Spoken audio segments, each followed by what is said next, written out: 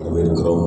கர்த்தர்களை ஆசீர்வதித்து கனப்படுத்தி தமது மகிமையினால் கடத்தினால் உங்களை முடி சொல்லுவாராக.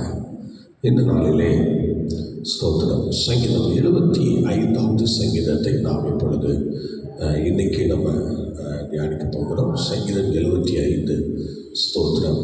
இந்த 75ஆம் சங்கீதத்திலே ஸ்தோத்திரம்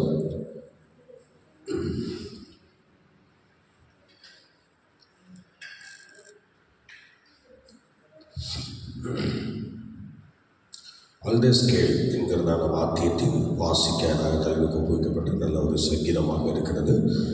இந்த சங்கீதத்தை எழுதியவர் ஆசாப். ஆசாப் என்கிற ஒரு தெய்வ மனிதன், லேவியன், ஆசாரியன். ஆசாப் என்கிற லேவியன் தான் இந்த சங்கீதத்தை பாடி கர்த்தரை மகிமைப்படுத்தியிருக்கிறார். அல்லேலூயா, ஸ்தோத்திரம். நீங்கள் கீழே இருப்பது போல் தெரியவில்லை, அதனால் ரொம்ப லேட்டாக தான் தெரிஞ்சது. கர்த்தர் உங்களை ஆசீர்வதிப்பார். இதில் 10 வசனங்கள் இருக்கிறது. எத்தனை வசனங்கள்? 10 வசனங்கள் இதில் இருக்கிறது. இந்த 10 வசனங்களை இப்பொழுது நாம் எடுத்து வாசிக்கலாமா? எல்லாரும் சேர்ந்து சத்தமாக வாசிக்க. எல்லாரும் சேர்ந்து ஒரே தோரணையாக சத்தமாக வாசிங்க. 10 வசனங்கள்.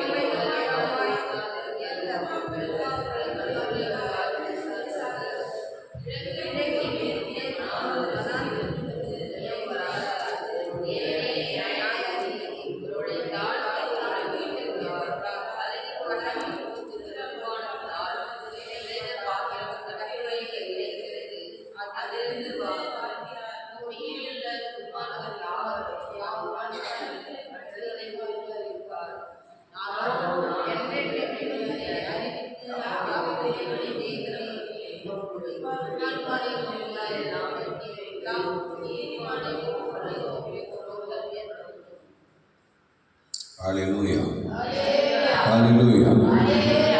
இந்த 10 வசனங்களை நாம் வாசித்தோம். இந்த சங்கீதத்திற்கு ஒரு விடுதலையின் சங்கீதம் என்று சொல்லியிருக்கிறார்கள். சொல்லி பார்க்கலாம். என்ன சங்கீதம்? விடுதலையின் சங்கீதம். இந்த சங்கீதத்துக்கு ஒரு தலைப்பட்டிருக்கிறாங்க. என்ன அப்படின்னா, ஒரு விடுதலையின் சங்கீதம் என்று சங்கீதத்தை குறித்து சொல்லியிருக்கிறார்கள். ஒரு விடுதலையின் சங்கீதம். இந்த சங்கீதம் 1-2 வசனங்களை நாம் படிக்கும்போது ஸ்தோத்திரம் படிக்க பார்க்கலாம். 1-2 வசனங்களை. உம்மை துதிக்கிறோம் தேவனே, உம்மை துதிக்கிறோம். உமது நாமம் சமீபித்திருக்கிறது என்று உமது அதிசயமான கிரியைகள் அறிவிக்கிறது. ஸ்தோத்திரம். நியமிக்கப்பட்ட காலத்திலே யதார்த்தமாய் நியாயந்திருப்பேன். அல்லேலூயா, ஸ்தோத்திரம். இப்போ ஆசாப் இந்த சங்கீதங்களை ஒரு சில வார்த்தைகளை சொல்லுகிறார். ஆசாப் 25ஆம் சங்கீதத்திலே ஒரு சில வார்த்தைகளை அவர் எப்படி சொல்லுகிறார் என்று பாருங்கள். ஸ்தோத்திரம். ஆசாப்பை சொல்லுகிறார். நீங்கள் படிக்கலாம். அதில் 75:1 படிங்க. உம்மை துதிக்கிறோம் தேவனே, உம்மை துதிக்கிறோம்.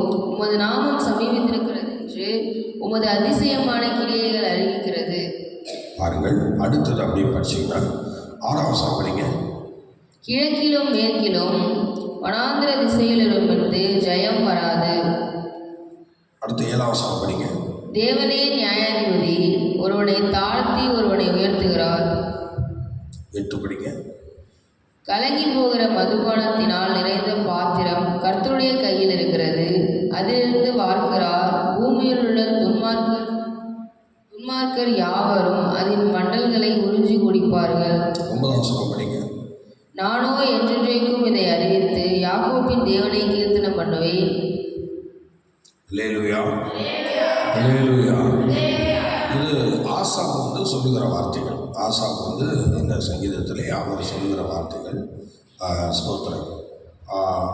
நீங்கள் தொடர்ந்து இப்போ 1-2 வசனங்களை நீங்கள் படிக்கலாம்.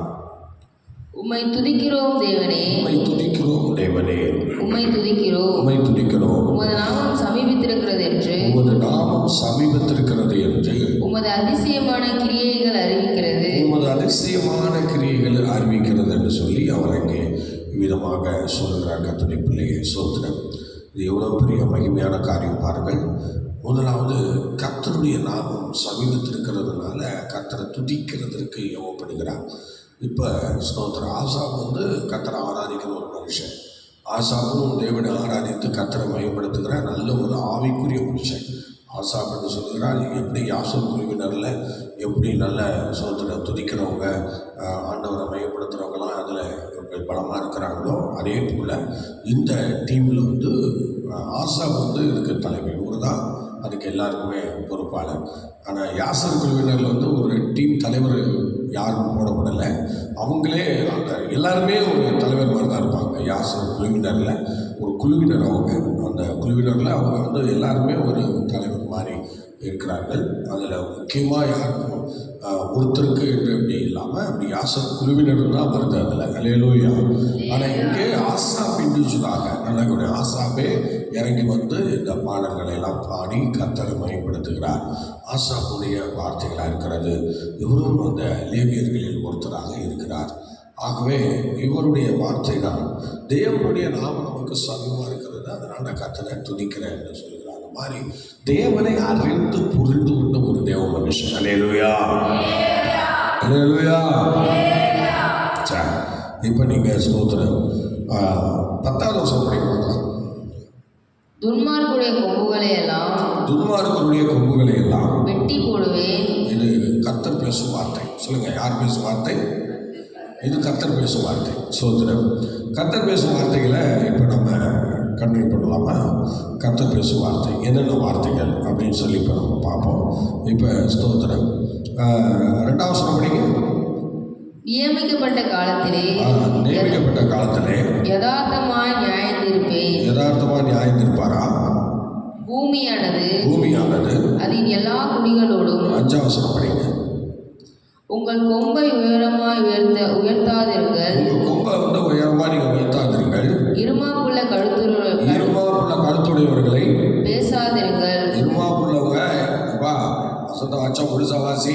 இருமாப்புள்ள கழுத்துடையவர்களால் வாசிக்கிறத விட்டுரு. தேவையில்லாமல் வசனத்தை மாற்றி சொல்லாத. நீ என்ன சொல்றியோ அதான் நான் சொல்லுவேன். புரியுதா?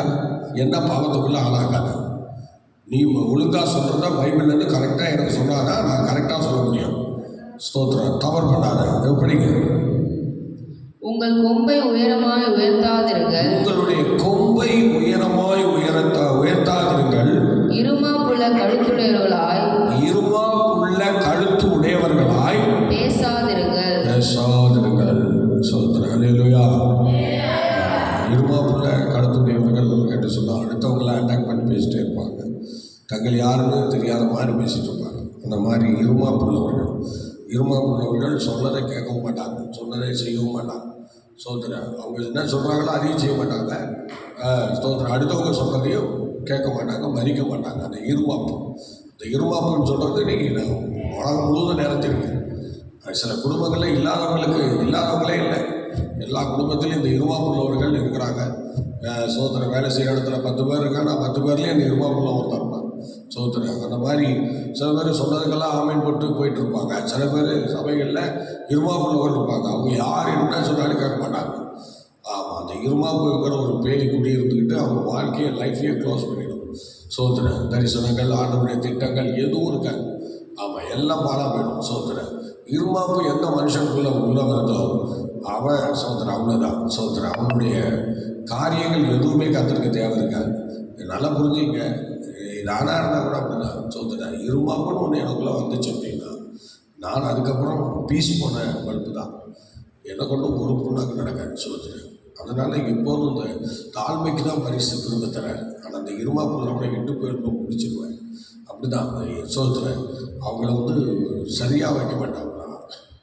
கொடுக்க வேண்டிய இடத்துலலாம் கொடுத்து நிமிக்க வேண்டிய இடத்தெல்லாம் நிமித்து சோத்துறோம். ஆனால் அவர் யூஸ் பண்ண மாட்டார். இருமாப்புலாம் ஒருத்தரையும் அவர் யூஸ் பண்ண மாட்டார். அதனால் எப்படி சொல்கிறாங்க அந்த வசனம் திருப்படிங்க. இது அவரே சொல்ற வார்த்தை. அந்த சங்கீதத்தில் தெய்வம் சொல்ற வார்த்தை. அப்படிங்க, உங்கள் கொம்பை உயரமாய் உயர்த்தாதிருங்கள், இருமாப்புள்ள கழுத்துடையவர்களாய் பேசாதிருங்கள். அடுத்தவங்களை பேசுறதுன்னா அந்த இருமாப்பு வந்துடும். சோத்துறேன். அடுத்தவங்கள் மேலே நம்ம ஒரு அதிகாரம் செலுத்துறது தான் அந்த இருமாப்பு. அடுத்தவங்களை எப்போதும் குற்றப்படுத்துறது தான் அந்த இருமாப்பு. அடுத்தவங்களை விட எல்லா நிலையிலும் உயர்ந்திருக்கணும்னு நினைக்கிறது தான் இருமாப்பு. ஒரு அணியிலே சொல்லுவோமா? சரி, இந்த இருமாப்புடையவர்கள் யாராக இருந்தாலும் உங்களை சீர்படுத்தி சிலப்படுத்தி ஆண்டவர்களும் ஒப்புரவாகி ஆண்டவரோடு நடக்க பாருங்கள். இப்படியே இருந்தால் சோத்திரம். அந்த இருமாப்பு நம்மளுக்கு நிறையா பனிஸ்லாம் இருக்குது. அதெல்லாம் நம்ம இப்போ சொல்ல முடியாது, நேரம் இல்லை. ஆகவே இப்பொழுது நீங்கள் அடுத்தது ஒரு வசனம் படிங்க, 10ஆம் வசனம். துன்மார்க்குடைய கொம்புகளை எல்லாம் வெட்டி போடுவேன். துன்மார்க்கனுடைய கொம்புகளை எல்லாம் நான் என்ன பண்ண போகிறேன்? வெட்டி போடுவேன். வெட்டி போடுவேன். அல்லேலூயா. துன்மார்க்கனுடைய கொம்புகளெல்லாம் நான் என்ன பண்ண போகிறேன்? வெட்டி போடுவேன்னு சொல்லிட்டேன். கொம்பு உயர்த்தாதவர்கள் முன்னாடியே சொல்லிவிட்டேன். நீ உயர்த்தினா நான் ஒன்றை வெட்டி போடுவேன்னு சொல்லிட்டேன். இப்போ துன்மார்க்கருடைய கொம்பு, துன்மார்க்கர் கர்த்தருடைய சபையில் நிற்க முடியாது. அவங்க அந்த கர்த்தருடைய சபையில் கொம்பு உயர்த்த முடியாது.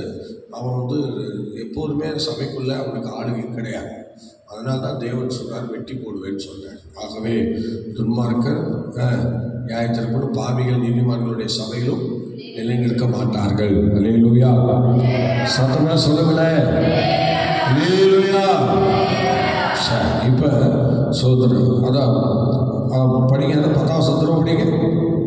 துன்மார்க்குடைய கொம்புகளை எல்லாம் வெட்டி போடுவேன், நீதிமானுடைய கொம்புகளோ உயர்த்தப்படும். நீதிமான்களுடைய கொம்புகளோ உயர்த்தப்படும். அல்லேலூயா. சோதரன் பார்த்தீங்களா? நீதிமான்களுடைய கொம்புகளோ உயர்த்தப்படும். என்ன செய்யும்? உயர்த்தப்படும். நீதிமான்களுடைய கொம்பு ஒரு பலமுள்ளது. சோதரன். அல்லேலூயா. சோதரன். நீங்கள் 89வது சங்கீதம் 17 படிக்க பார்க்கலாம். சங்கீதம் 89:17.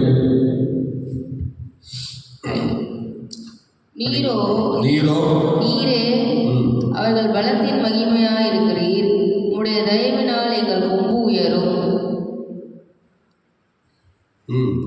திரும்ப படிங்க. நீரே அவர்கள் பலத்தின் மகிமையாய் இருக்கிறீர்.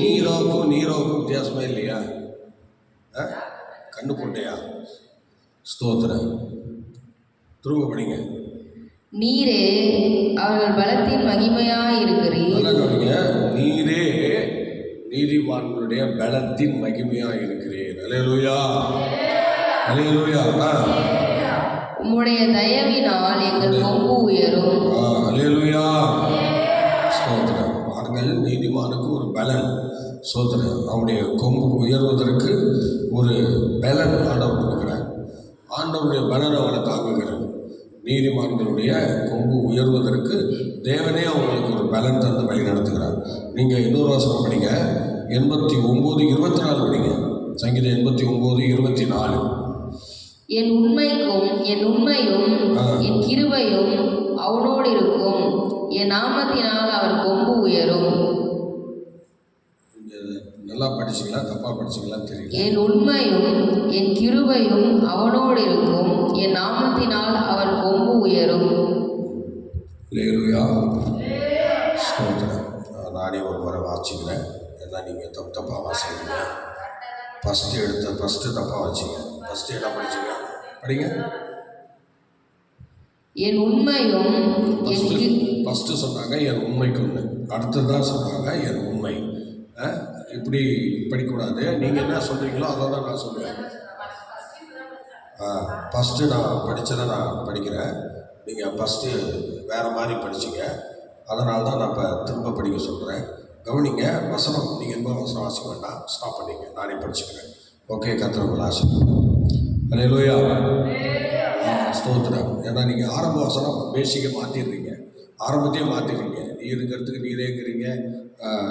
அடுத்தது இப்போ இந்த வசனத்தை மாற்றிட்டு இப்போ ஒவ்வொரு வசனம் மாறும்போது நான் அதை பொய்யா பிரசங்கிக்கிற மாதிரி மாறுது. நானே ஒரு உருப்படாதன்னு வச்சுக்கலேன்.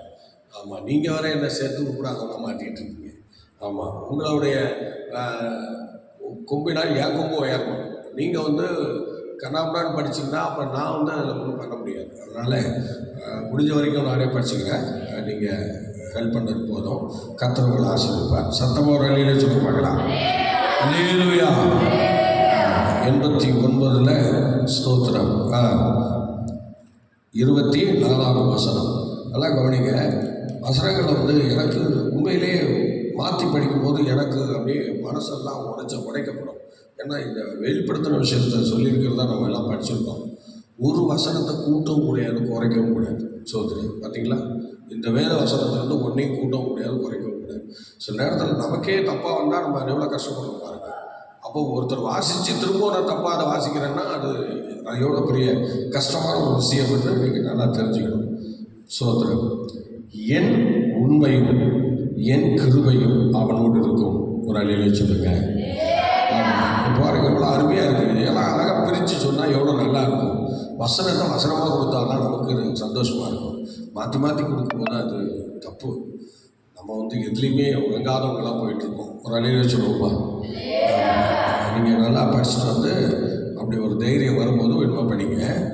நான் படிக்கிறது வந்து ரொம்ப ஜாக்கிரதையாக படிக்கணும். வசனத்தை சேர்க்கவும் கூடாது, கூட்டவும் கூடாது, குறைக்கவும் கூடாது. கரெக்டாக சொல்லணும் வசனத்தை. ஏதோ ஒரு சமயத்தில் திக்குதுன்னா பரவாயில்ல, எல்லா வசனமே நம்ம என்ன செய்யக்கூடாது. ஆமாம், ஃபஸ்ட்டு எடுத்தோடனே நீங்கள் உண்மைக்கும் அப்படின்னு பார்த்தீங்க. எப்படி என் உண்மையும் தான் இதில் போட்டிருக்கு. ஆனால் நீங்கள் ஃபஸ்ட்டு என் உண்மைக்கும் அப்படின்னு சொல்லி வந்துடுச்சு. சார் இருக்கட்டும். என் கிருபையும் அவனோடு இருக்கும், என் நாமத்தினாலே அவன் கொம்பு உயரும். இதில் எப்போ நம்ம கொம்பு உயருது அப்படின்னா என் உண்மை, அந்த உண்மை எந்த மனுஷன்ட என் உண்மை அப்படின்னா தேவனுடைய அந்த உண்மை என் நாமத்தினால் அவன் கொம்பு உயரும். சோதனம் நல்ல கவனிங்க. உண்மையுள்ள மனுஷன் தான் உயர்த்தப்படுவான், உண்மையுள்ள மனுஷன் தான் ஆசீர்வதிக்கப்படுவான். அதனால் ஸ்தோத்திரம் பாருங்கள், அந்த உண்மை எந்த மனுஷன் இருக்கோ அவன் கொம்பு உயரும், நீதிமான்களுடைய கொம்பு உயரும் என்றெல்லாம் நம்ம பார்க்குறோம். இப்போ அடுத்தது ஒரு அவசரம் படிக்கலாம். 92வது சங்கீதம். சோதரம் பாருங்கள், 92:10 இவ்விதமாய் சொல்லுகிறார், என் கொம்பை காண்டா மிருகத்தின் கொம்பை போல உயர்த்துவீர். பார்த்தீங்களா எவ்வளோ அருமையாக சொல்றாரு பாருங்க. என்னுடைய கொம்பை காண்டா மிருகத்தின் கொம்பை போல உயர்த்துகிறீர். சோதரம் எல்லா மிருகமும் காண்டா மிருகத்திட்ட போகிறதுக்கு கொஞ்சம் யோசிக்கணும். யோசித்து அதுக்கிட்ட சண்டைக்கு போகணுன்னா ரொம்ப ஒரு யோசனையில் தான் அது செயல்படும். ஒரு அலையிலே சொல்லுவோம்னா சத்தமாக சொல்லுங்களேன். பார்த்தீங்களா சோதரன் காண்டா மிருகத்துக்கு ஒத்த பலனை இஸ்ரவேல் ஜனங்களுக்கு தேவன் கொடுத்துருந்தார். இப்போ இதில் சொல்லுகிறார், அதே ஆண்டவர் தான் சொல்கிறாரு. என்ன சொல்கிறாரு பாருங்க, என் கொம்பை காண்டா மிருகத்தின் கொம்பை போல உயர்த்துவீர் என்று சங்கீதக்காரன் சொல்லுகிறார். சொல்லுங்க பார்க்கலாம், என்ன சொல்கிறாருங்க? ஆமாம், எப்படி சொல்கிறாரு? ஸ்தோத்திரம், அல்லேலூயா. சத்தமாக சொல்லுங்க, அல்லேலூயா. ஆகவே ஒரு அருமையான தேவ பிள்ளையே, என் கொம்பை காண்டா மிருகத்தின் சோதரம் கொம்பை போல உயர்த்துகிறீர் என்று அங்கே சொல்லப்படுகிறது. ஆகவே எனக்கு பிரியமானவர்களே, இன்றைக்கி நம்முடைய கொம்பு எந்த இடத்துல எப்படி உயர்ந்திருக்கிறது என்று நீங்கள் கொஞ்சம் நல்லா யோசித்து பாருங்கள். சோதரம் இன்றைக்கி அநேக தேவனுடைய பிள்ளைகளுடைய கொம்பானது சோதரம் உயர்ந்திருக்கிறதா தாழ்ந்திருக்கிறதா என்று நீங்கள் என்ன செய்யணும், யோசித்து பார்க்கணும். அல்லேலூயா. சத்தமாக சொல்லுங்க, அல்லேலூயா. இப்போ இந்த ஸ்தோத்திரம் அந்த சங்கீதக்காரன் சொல்லும் போதே அவர் சொல்கிறார், ஸ்தோத்திரம் அவ்விதமாக காண்டாமிருகத்தின் ஒரு கொம்பை போல என் கொம்பு உயர்த்துவீர் என்று சொல்லி புது எண்ணெயால் அபிஷேகம் பண்ணப்படுகிறேன் என்றெல்லாம் சொல்கிறார். ஆகவே பிரியமானவர்களே, தேவன் சொல்கிற வார்த்தை என்னெல்லாம் ஸ்தோத்திரம் பார்த்தீங்களா? இந்த 75வது சங்கீதத்தில் 10வது வசனம் கர்த்தர் சொல்கிற வார்த்தை. சோதரன் அந்த வசனத்துக்கு கீழே தான் இவ்வளவு வார்த்தைகள் வருகிறது. அல்லேலூயா. சார் இப்போ அடுத்து நீங்கள் இன்னொரு வசனம் படிங்க. 1 சாமுவேல் 1ஆம் அதிகாரம் 2ஆம் வசனம். அதில் என்ன சொல்கிறார் பாருங்கள். 1 சாமுவேல் 1ஆம் அதிகாரம் 2வது வசனம் வந்து 2வது வசனம். அதில் எப்படி சொல்கிறார் பாருங்கள். ஸ்தோத்திரம். 3ஆம் நாளிலே மனுஷன் 1 சாமுவேல். ஹல்லேலூயா. ஆமென். ஸ்தோத்திரம்.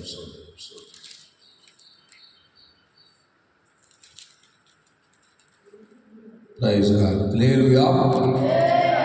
ஸ்தோத்திரம். நல்லா கவனிங்கள். அவனுக்கு 1 சாமுவேலின் புஸ்தகம் 1:2 ஸ்தோத்திரம். அதில் அந்த அண்ணால் சொல்கிறாங்க, என் கொம்பு உயரும் என்று. ஸ்தோத்திரம். ஹல்லேலூயா. ஸ்தோத்திரம். தப்பாக போடப்பட்டிருக்கிறது. அருமையான தெய்வ பிள்ளையே ஸ்தோத்திரம். நல்லா கவனிங்க. ஸ்தோத்திரம். அண்ணால் சொல்லும்போது என் ஆண்டவருடைய நாமத்தினால் அவருடைய கொம்பு உயரும் என்று. ஸ்தோத்திரம். அதை நீங்கள்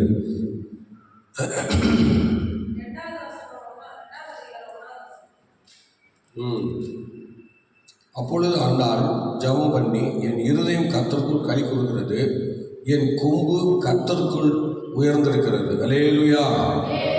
ஹல்லேலூயா. இங்கே 1:2 போட்டிருக்கிறாங்க. 1:2 இங்கே இதில் 2:1 போட்டிருக்கு. ஸ்தோத்திரம். ஹல்லேலூயா. ஆக கர்த்தருக்குள் அவருடைய கொம்பு உயர்கிறதற்கு காரணம் அண்ணால் என்ன பண்ணாலும் உங்களுக்கு தெரியும். தேவ சமூகத்தை தெரிந்து கொண்டவள் தாழ்த்தினால், வெகு நேரம் தேவ சமூகத்தில் தடுத்திருந்தால், இப்படி பல காரியங்களை பண்ணதுனால அவனுடைய கொம்பு உயர்ந்தது. ஹல்லேலூயா. இஸ்ரவேலில் அவனுடைய கொம்பு உயர்ந்ததுக்கு அடையாளமாக தேவன் குழந்தையே இல்லாத அண்ணாளுக்கு ஒரு ஆண் மகனை கொடுத்து அவளை உயர்த்தி விட்டார். ஹல்லேலூயா. ஆனால் அந்த கொம்பு உயர்ந்து விட்டது. அவருக்கு அந்த வேலையை கர்த்தர் அவள் செய்தார். சார், நீங்கள் அடுத்தது இன்னொரு வசனம் கூட படிக்கலாம். உபாகமத்தின் புஸ்தகம் 33ஆம் அதிகாரம் 17வது வசனம். உபாகமம் 33:13. ஸ்தோத்திரம். எடுத்துக்கொள்ளுங்கள். 33ஆம் அதிகாரம் 13வது வசனத்தை இப்பொழுது நாம் படிக்கலாம். பாருங்கள். 33:13 இவ்விதமாக சொல்கிறார், யோசேப்பை குறித்து கர்த்தரால் அவனுக்கு தேசம் ஆசீர்வதிக்கப்படுவதாக, அது வானத்தின் செல்வத்தினாலும் பனியின் ஆழத்தினாலும் நீரூற்றுகளினாலும் நிறைந்திருக்கும் என்று சொல்ல. 13வது வசனம் நினைக்கலாம். 17வது வசனம். 17வது வசனத்தில் இவ்விதமாய் சொல்கிறார். ஸ்தோத்திரம். அவன் அலங்காரம் அவன் தலையீற்று காளையினுடைய அலங்காரத்தை போலவும், அவன் கொம்புகள் காண்டாமிருகத்தின் கொம்புகளைப் போலவும் இருக்கும். அவைகளாலே நல்ல கவனிங்க. இதில் ஒரு பெரிய காரியம் என்னன்னா, தேவன் அந்த கொம்பை வைத்து அந்த கொம்புக்குள்ள எவ்வளவு ஆசீர்வாதம் இருக்கிறது, எவ்வளவு மேன்மை இருக்கிறது, எவ்வளவு மகிமை இருக்கிறது என்பதை இஸ்ரவேல் ஜனங்களை அவர் வழிநடத்துகிற அந்த நாட்களில் அந்த கொம்பை குறித்து அவங்களுக்கு அவ்வளோ தெளிவாக சொன்னார். காண்டாமிருகத்தினுடைய கொம்பை குறித்து. அந்த கொம்பு எப்படி இருக்குதா நல்லா கவனிக்கணும். அதை நம்ம படிக்கும்போது, அவன் அலங்காரம் அவன் தலையிட்டு காளையினுடைய அலங்காரத்தை போலவும், அவன் கொம்புகள் காண்டாமிருகத்தின் கொம்புகளைப் போலவும் இருக்கும். ஸ்தோத்திரம். பாருங்கள். அவைகளாலே ஜனங்கள் ஏகமாய் தேசத்தின் கடையாந்தரங்கள் மட்டும் பார்த்தீங்களா? ஸ்தோத்திரம். தேசத்தின் கடையாந்தரங்கள் மட்டும் அந்த ஸ்தோத்திர ஆளுகை காணப்படுகிறது. எவ்வளோ மகிமையான காரியம் பாருங்கள். அல்லேலூயா. ஆண்டவர் கொடுத்த அந்த உயர்வை வைத்து தேசத்தின் கடைசி வரையும் ஒரு ஆளுகையை கர்த்தர் அங்கே ஏற்படுத்துகிறார். இஸ்ரவேல் ஜனங்களை அதை சொல்லி நிறைய வசனங்களை சொல்லி ஆண்டவர் பயன்படுத்தியிருக்கிறார். நீங்கள் இப்படி அடுத்தது ஸ்தோத்திரம்.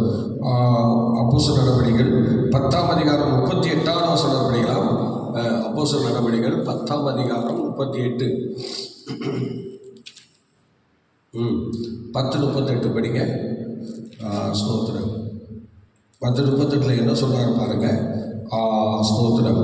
நாசரேயனாகிய இயேசுவை தேவன் பரிசுத்த ஆவியினாலும் வல்லமையினாலும் அபிஷேகம் பண்ணினார். தேவன் அவருடனே கூட இருந்தபடியினால் அவர் நன்மை செய்கிறவராய், பிசாசின் வல்லமையில் அகப்பட்ட யாவரையும் குணமாக்குகிறவராய் சொல்லியிருந்தார். இந்த கொம்பை ஆண்டவர் எதற்கு ஈடாக கொண்டு வருகிறார் என்றால், நல்லா கவனிக்கணும், இதை ஒரு அபிஷேகத்துக்கு ஈடாக கொண்டு வருகிறார். இந்த அப்போஸ்தலர் நடவடிக்கைகளை இயேசுவை அபிஷேகம் பண்ணாங்க பார்த்தீங்களா, அந்த அபிஷேகத்துக்கு ஏதுவாக அந்த கொம்பு இயேசு தானே. ஒரு கொம்பு உயர்த்தப்பட்டு சொல்கிறாங்கல்ல, அது இயேசுவை தான் குறிக்கிறது. ஆனால் இதில் வரும்போது அந்த கொம்பை இயேசுவை குறிக்கிறது. அந்த இயேசு தான் இந்த அபிஷேகம் பண்ணப்பட்ட இந்த சூழ்நிலையை நமக்கு வெளிப்படுத்துகிறது. எவ்வளோ அருமையாக சொல்லுகிறார் பாருங்கள். ஸ்தோத்திரம். 38வது வசனத்தில், நசரேயனாகிய இயேசுவை தேவன் பரிசுத்த ஆவியினால் வல்லமையினால் அபிஷேகம் பண்ணினார். இப்போ அவருடைய கொம்பு தான் இப்போ உயர்ந்திருக்கிறது. தேவன் அவருடனே கூட இருந்தபடினாலே அவர் வல்லமையில், பிசாசின் வல்லமையில் அகப்பட்ட யாவரையும் குணமாக்குகிறவராய் சுற்றித்திருந்தார். இப்போ தேவன் தமது வல்லமையை அனுப்பணும், கொம்பை உயர்த்தணும்னா இன்னைக்கு இயேசு கிறிஸ்து அவர் தான் கொம்பாக வந்தார். அவரை கர்த்தர் உயர்த்தினார். அப்போ அவர் என்ன செய்தார்? கொம்பு என்று சொல்வதற்கு சில அர்த்தங்களை அங்கே அவங்க கொடுக்குறாங்க. என்ன கொடுக்குறாங்கன்னா, ஸ்தோத்திரம், அவர் பிசாசு வல்லமையில் அகப்பட்டவர்களை என்ன செய்கிறாரா? விடுதலையாக்குகிறவராய் காணப்பட்டார். அதுக்காகவே அவர் சுற்றி தெரிந்தார். சோதனை கொம்பு உயர்ந்திருக்கிறது, நமக்கு ஒரு அதிகாரம் கிடைத்திருக்கிறதுன்னு சொல்லி அதை இருமாப்பாய் ஆளுகை செய்கிறதா இல்லை. தேவன் என்ன செய்கிறார் பார்த்தீங்களா? அந்த பிசாசின் பிடியில் அகப்பட்டவங்களை என்ன செய்கிறார்? அவர் போய் காப்பாற்றுகிறார், சுற்றி திரிகிறார், ஓடி ஊழியம் பண்ணுகிறார். சோதனை.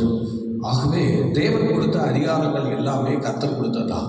அதை நம்ம கர்த்தருக்கு பயன்படுத்தணும். தேவன் கொடுத்த ஞானம் கர்த்தர் கொடுத்தது, இல்லைன்னா அது ஒன்றும் இல்லாமல் போயிடும். இல்லை, கர்த்தருக்கு பயன் இல்லைன்னா அப்புறம் இது இருக்குது சொல்லுங்க. சோதனை. உப்பு சாரமற்ற போனால் என்ன செய்யலாம்? குப்பையில் தான் கொட்டணும். இப்போ தேவனுக்கு உதவாதது எதுக்கு சொல்லுங்க? எதுக்கு? அல்லேலூயா. தேவனுக்கு உதவாத எதுவுமே கர்த்தருக்கு அவசியம் இல்லை. பார்த்தீங்களா? அது குப்பை தான்.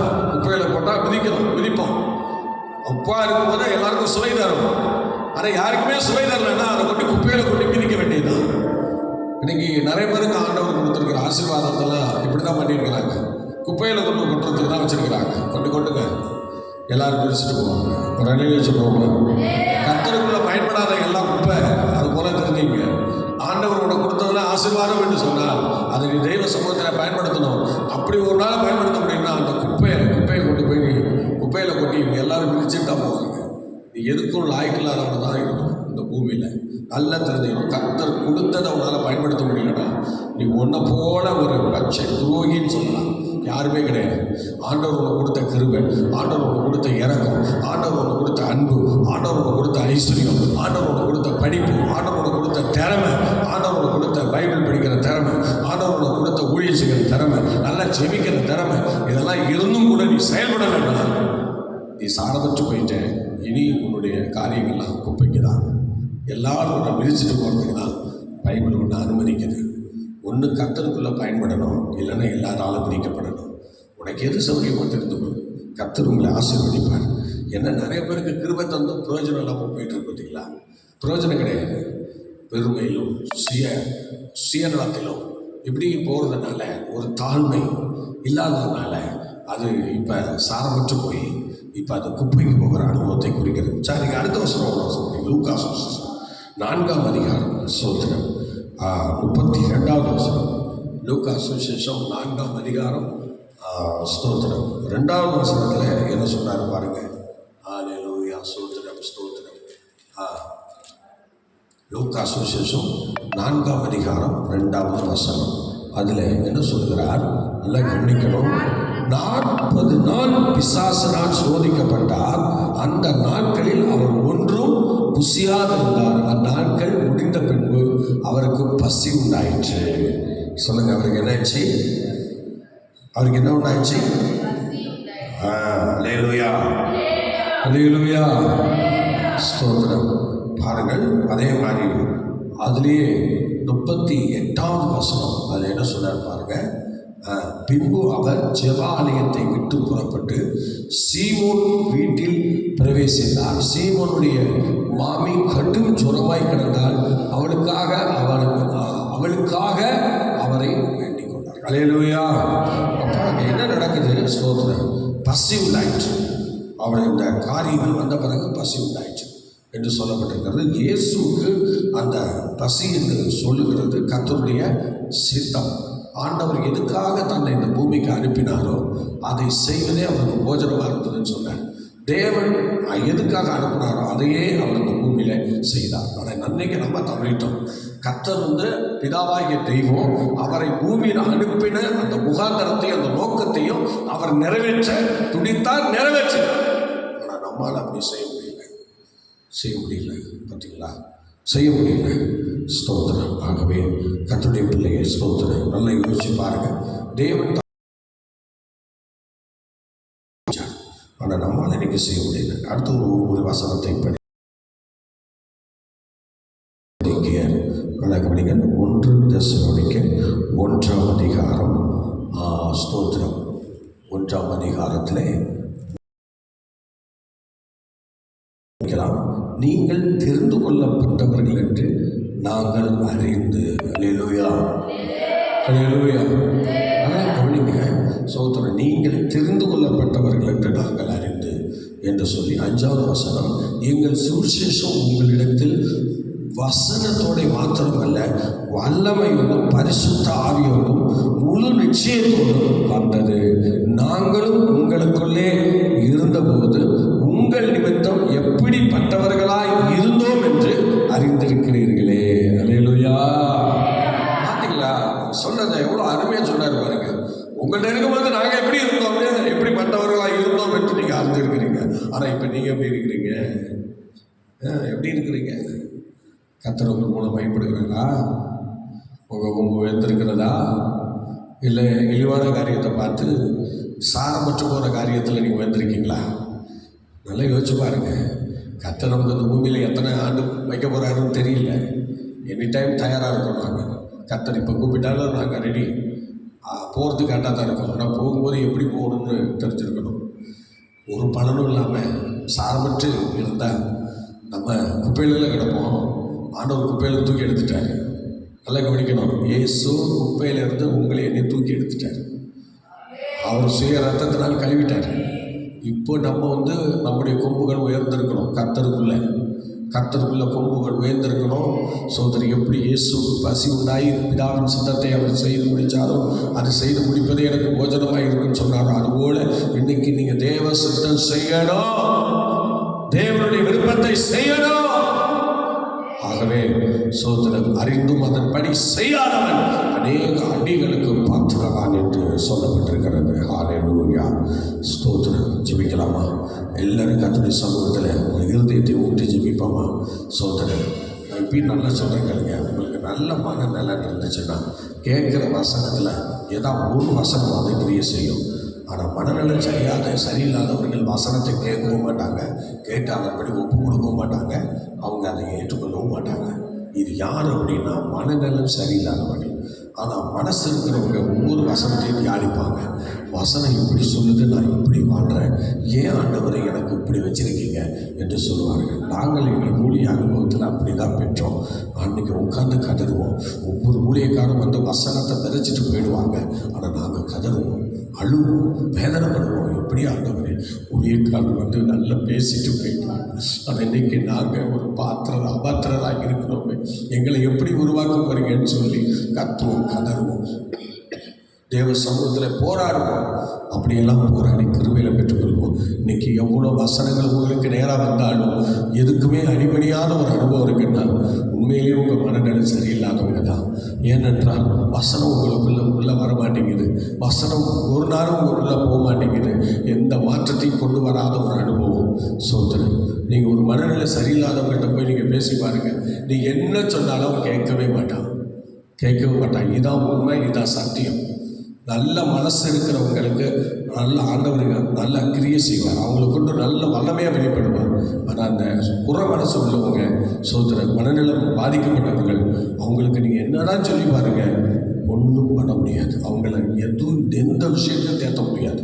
அவங்க எப்போதும் இருக்கிற மாதிரி தான் இருப்பாங்க, மாற்றவே முடியாது. இதுதான் உண்மை, இதுதான் சத்தியம். நம்ம நினச்சிட்டு ஊழியக்காரங்க நான் சொல்லி எங்கள் சபை மாறலையே, என் வசனங்கள் பிள்ளைங்க ஏற்றுக்கொள்ளலையேன்னு சொல்லி நிறைய ஊழியக்காரங்க நீ கண்ணீர் விட்டுறாங்க. ஆனால் இந்த மாதிரி பிரச்சனைகள் இருக்கிறதுனால தான் அவங்களால அந்த வசனத்தை எடுத்து சுமக்க முடியல. சுமக்க முடியாதனால அது அப்படியே ஒரு சுவரில் ஒரு பாலை தூக்கி எறிஞ்சோம்னா எப்படி அந்த பால் அப்படியே தட்டி தட்டி கீழே விழுதோ, அது மாதிரி தான் வசனம் போகும்போது அந்த ஏற்றுக்கிற மனப்பான்மை. ஆண்டவர் சொன்னார் பார்த்தீங்களா, ஒரு வீட்டுக்கு போங்க, சமாதான வாழ்த்துக்களை சொல்லுங்கள். சமாதானத்துக்கு பாத்திரமாக இருந்தால் நீங்கள் கூறின சமாதானம் அங்கேயே தங்கிருன்னு சொன்னார் பார்த்தீங்களா. அதாங்க பாத்திரம். மனசு வேணும். நல்ல மனநலம் நமக்கு இருந்துச்சுன்னா நம்ம ஆண்டவர் கொடுக்குற எந்த வார்த்தையும் நம்ம கீழே விட மாட்டோம். அதை அப்படியே காட்சி பண்ணிடுவோம், பிடிச்சிக்குவோம். ஆனால் உண்மையிலேயே அந்த மனநல பாதிப்பு இருக்கிறதுனால தான் எந்த வசனத்தை நீங்கள் கொடுத்து பாருங்கள், நடக்கவே நடக்காது. ஒரு வசனத்தை கொண்டு ஒரு வேலையும் செய்ய முடியாது. அவங்க எப்போது இருக்கிறது கூட இருப்பாங்க. இதிலேருந்து நம்ம புரிஞ்சிக்க வேண்டியதான்.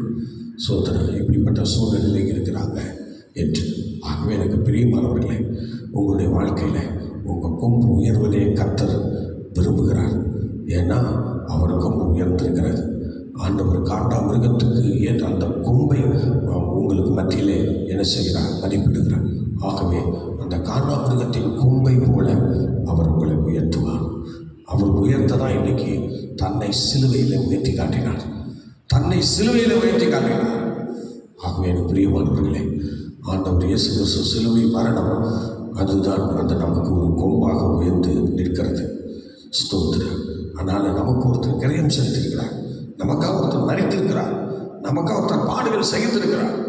பார்த்தீங்களா, அதுதான் கிரயம் கொடுக்கப்பட்டிருக்கிறது. அதனால் அவர் கொம்பு இன்னைக்கு உயர்ந்திருக்கிறது. சோதரம். நம்ம சங்கீதங்களிலும் பழைய ஏற்பாடு சில தீர்க்க தரிசன புஸ்தகங்களிலும் அந்த கொம்பை குறித்து தெளிவாய் சொல்லியிருக்கிறார். ஆனால் இயேசு கிறிஸ்து என்பதை நாம் இப்பொழுது அப்போஸ்தலர் நடவடிக்கைகள் 10ஆம் அதிகாரத்தில் லூக்காவிலும் 1 தெசலோனிக்கேயிலும் நம்ம படித்தோம். அந்த கொம்பை குறித்து ஜெபிக்கலாம். பரிசுத்தமுள்ள பிதாவே, எங்களோடு கூட இருந்து இந்த ஸ்தோத்திர ஆசீர்வாதமான ஆலய சங்கீதம் 75 நாங்கள் சொல்கிறாங்க. ஆசாபின் சங்கீதம், அவர் பேசின வார்த்தைகள், தேவன் பேசின வார்த்தைகள், இந்த ரெண்டையும் நாங்கள் இந்த காலையில் தியானிக்க படிக்கிற கொடுத்தேன். இதில் நாங்கள் தேவன் பேசுகிற வார்த்தைகளை இன்றைக்கி தியானித்தோம். அந்த தேவன் பேசுகிற வார்த்தைகளில் தேவன் எங்களுடைய கொம்பை உயர்ந்திருக்க செய்ய வேண்டும் என்று விருப்பத்தோடு இருக்கிறேன். அதை நாங்கள் சோதனம் ஏற்றுக்கொண்டு அதை நாங்கள் மகிமைப்படுத்த தொடர்ந்து கிருபைத்தாங்க. உங்கள் அன்பு கரங்களிலே எங்களை தாழ்த்தி ஒப்படைக்கிறோம். அதிசயங்களை காணப்படும் எல்லா மகிமையும் இடத்தையும் நாங்கள் உங்களுக்கு தருகிறோம். ஆசீர்வதிகள் இயேசுவின் நாமத்தில் வேண்டுகிறோம் ஜெபங்கள் பிதாவே. ஆமென், ஆமென், ஆமென். ஸ்தோத்திரம். தன்னை ஆசீர்வதிப்பாராக. ஹல்லேலூயா. ஸ்தோத்திரம். மீண்டும் நாளை காலை 5 மணிக்கு சந்திப்போம். Praise God.